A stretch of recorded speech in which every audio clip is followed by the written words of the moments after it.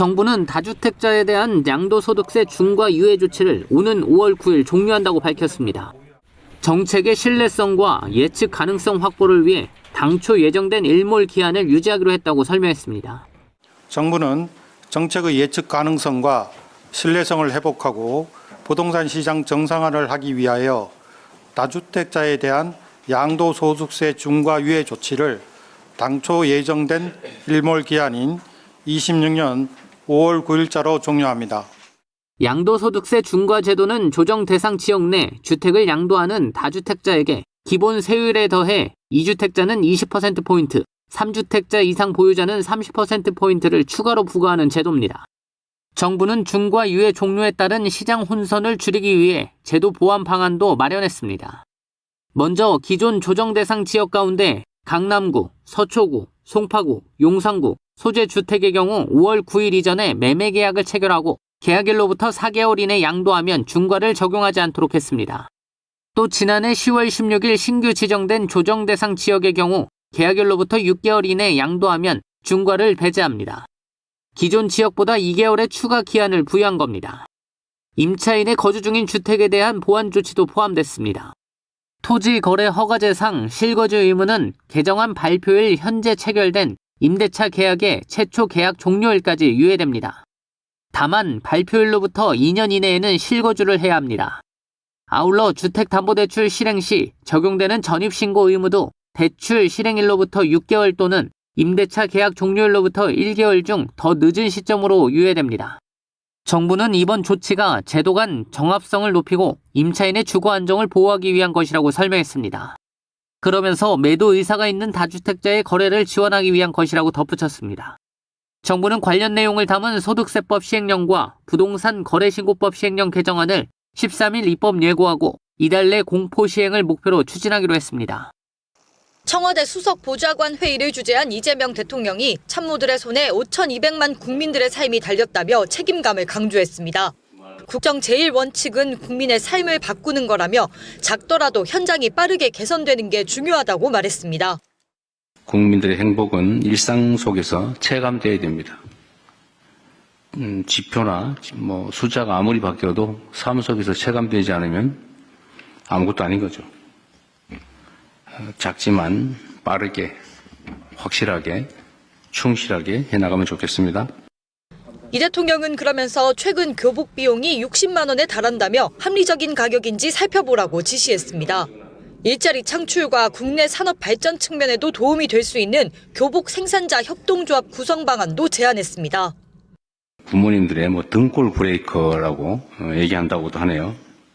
해외에서 수입하는 것들이 많은데 그게 그렇게 비싸게 받는 게 온당한지 또 만약에 그런 문제들이 있으면 이걸 어떻게 대책을 세울지 한번 검토해 주시기 바랍니다.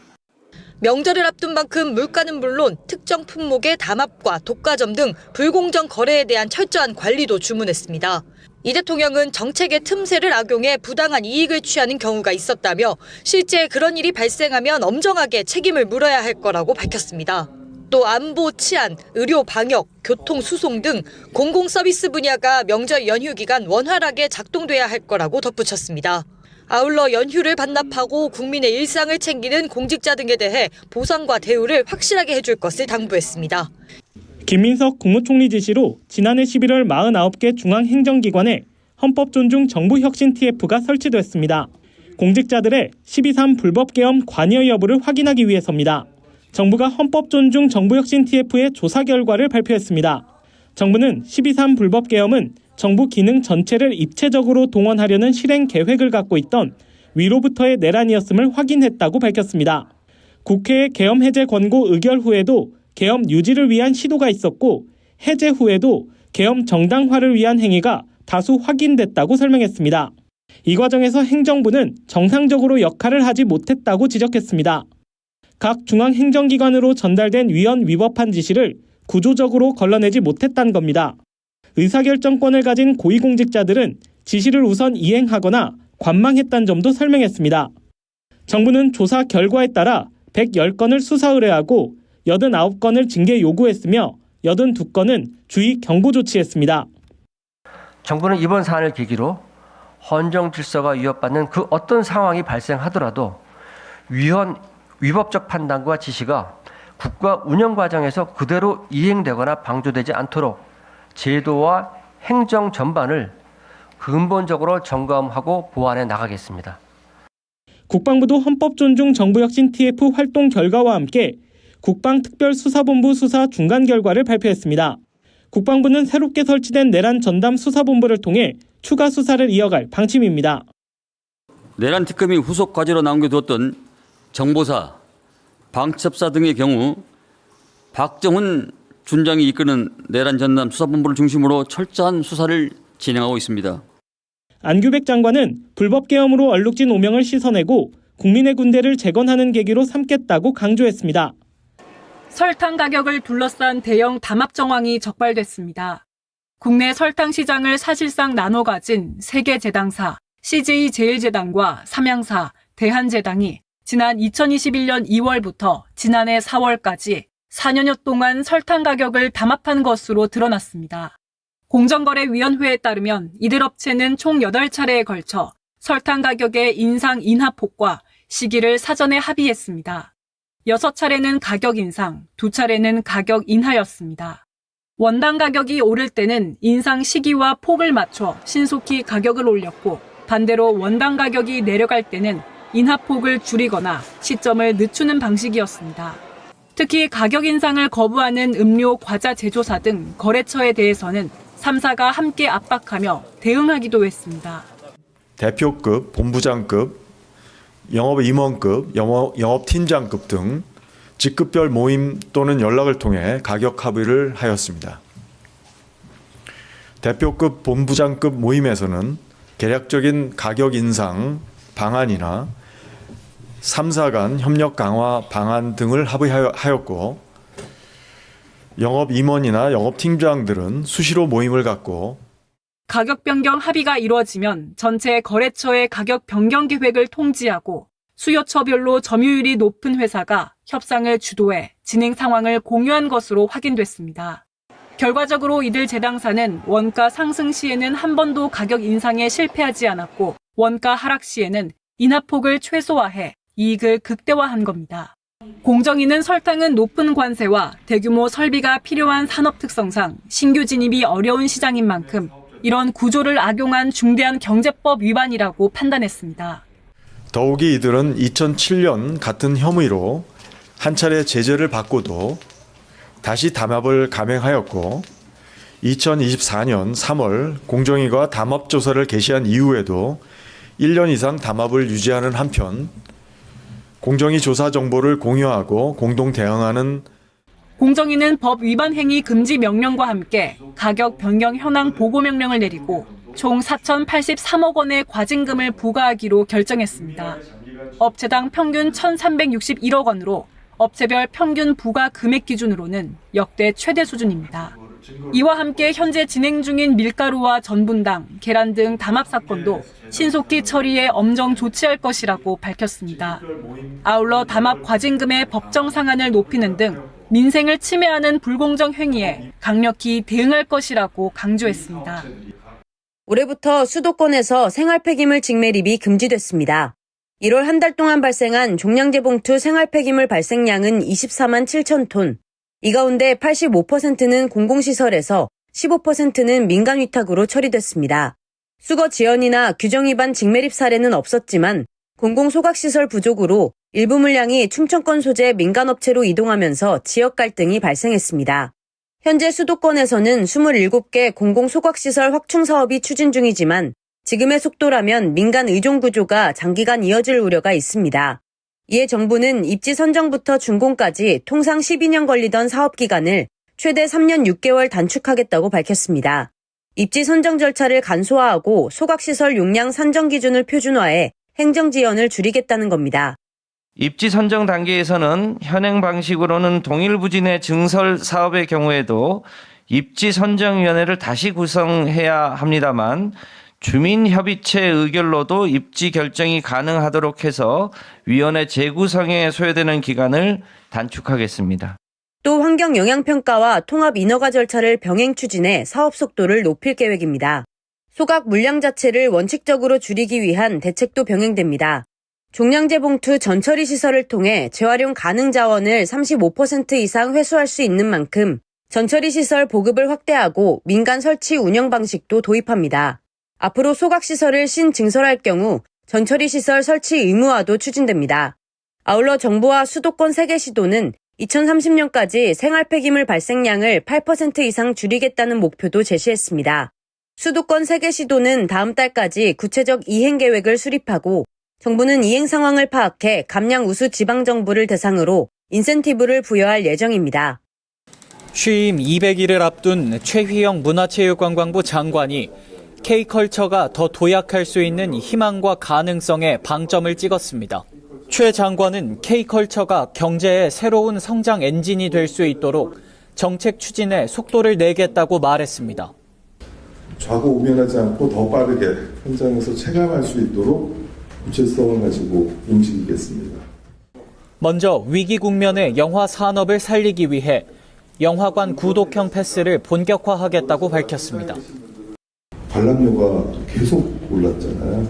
이 부분을 또 어떻게 해소할 거냐고. 부담 없이 우리가 이렇게 뭔가 일정한 금액을 내면 한 번 보고 끝나는 게 아니라 여러 번 볼 수 있도록 뭔가 하는 개념의 프로그램을 만들면 도움이 되지 않을까? 최 장관은 OTT 구독처럼 월 구독료를 내는 것은 아니라면서 연령층과 가족 단위 맞춤형 상품이나 일정 기간 여러 차례 관람할 수 있는 형태처럼 관객의 관심을 끌어낼 수 있는 상품을 설계하고 있다고 설명했습니다. 강화된 암표 관리 계획도 밝혔습니다. 최 장관은 암표를 고질적인 난치병이라고 언급하면서 넉 달 만에 관련법 개정을 마친 것을 성과로 소개했습니다. 가을 시행 전까지 시행령 등 준비를 마쳐 법령이 실효성 있게 작동할 수 있도록 하겠다고 덧붙였습니다. 최 장관은 또 외래 관광객 3천만 시대 조기 달성 목표를 다시 한번 강조했습니다. 국가관광전략회의가 대통령 직속으로 격상된 만큼 관광 대도약 방안을 속도감 있게 추진한다는 방침입니다. 오는 4월부터 매달 마지막 주에서 매주 수요일로 확대하는 문화가 있는 날 추진 계획도 설명했습니다. 최 장관은 기존 혜택이 매주 반복되는 것은 아니라고 선을 그었습니다.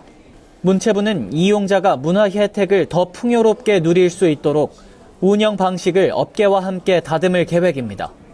지난해 기준 국내 치매 환자는 97만 명, 치매 전 단계인 경도 인지장애 진단자는 298만 명에 달합니다. 고령화가 가속화되면서 관련 수치는 매년 가파른 증가세를 보이고 있습니다. 정부가 올해부터 2030년까지 적용될 5차 치매관리 종합계획을 발표했습니다. 계획의 핵심은 치매 고령층의 특성에 맞는 맞춤 돌봄 강화입니다. 우선 치매로 진행될 위험이 높은 경도 인지장애 단계부터 집중 관리에 들어갑니다. 전용 진단 도구를 개발해 내후년부터 적용합니다. 인지 강화 교실은 주 3회로 확대합니다. 지역 의원을 중심으로 치매 증상을 통합 관리하는 치매 관리 주치의 사업은 내후년 전국으로 확대됩니다. 치매 안심병원도 2030년까지 50곳으로 늘립니다. 치매 환자를 노린 경제적 범죄를 막기 위한 장치도 마련됩니다. 당장 올해 4월부터 치매 안심 재산관리 지원 서비스가 시범 운영됩니다. 본인이나 후견인 의사에 따라 국민연금공단과 신탁계약을 맺고 의료비나 일상생활비를 공단이 관리, 지출해주는 방식입니다. 공공후견인 지원 규모도 2030년 1,900명까지 확대합니다. 가족 부담을 줄이기 위해 주야간 보호시설 이용 한도도 확대됩니다. 이번 계획은 치매가 있어도 일상을 누릴 권리가 보장되는 사회를 위해 국가가 적극적으로 동행하겠다는 강한 의지를 담고 있습니다. 이와 함께 치매 의심 운전자 등의 능력을 평가하는 운전 능력 진단 시스템을 올해 시범 운영하고 향후 조건부 면허제 도입에 활용하기로 했습니다. 정부는 이번 5차 계획을 통해 지역사회 치매 관리율을 2030년 84.4%까지 끌어올린다는 목표입니다. 금융위원회가 12일 상장 폐지 개혁 방안을 발표했습니다. 부실기업 정리로 코스닥 신뢰도를 높이겠다는 취지입니다. 먼저 지난해 발표했던 시가총액 요건 상향 조정 계획을 앞당기기로 했습니다. 이에 따라 내년 1월 1일 200억 원으로 강화 예정이던 시총 상장 폐지 기준을 오는 7월로 당깁니다. 2028년 1월로 예정된 기준치 300억 원은 내년 1월로 변경합니다. 정부는 현재 30일 연속 시총 기준 하회 시 관리 종목으로 지정하고 있습니다.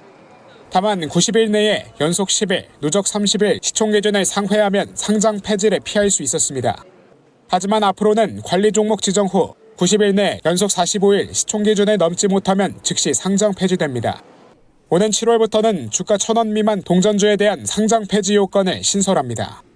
관리 종목 지정 이후 90일 내 45일 연속 1,000원 이상이 되지 못하면 상장 폐지됩니다.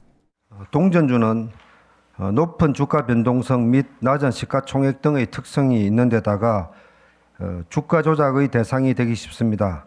액면 병합을 통한 손쉬운 우회를 방지하기 위해 합병 후 액면가 미만인 경우에도 상장 폐지 요건을 규율할 예정입니다. 공시 위반에 따른 상장 폐지 기준도 손봤습니다. 최근 1년간 공시벌점 15점 누적에서 최근 1년간 공시벌점 10점 누적으로 조정할 예정입니다. 또 중대하고 고의적인 공시 위반이 한 번이라도 발생하면 상장 폐지 대상에 포함할 방침입니다. 아울러 현재는 사업연도 말 기준 완전 자본 잠식인 경우만 상장 폐지 요건에 해당하지만 앞으로는 반기 기준 완전 자본 잠식도 요건에 포함할 계획입니다. 한편 정부는 한국거래소에 상장 폐지 집중관리단을 구성하고 올 2월부터 7월을 집중관리기간으로 운영하겠다고 설명했습니다.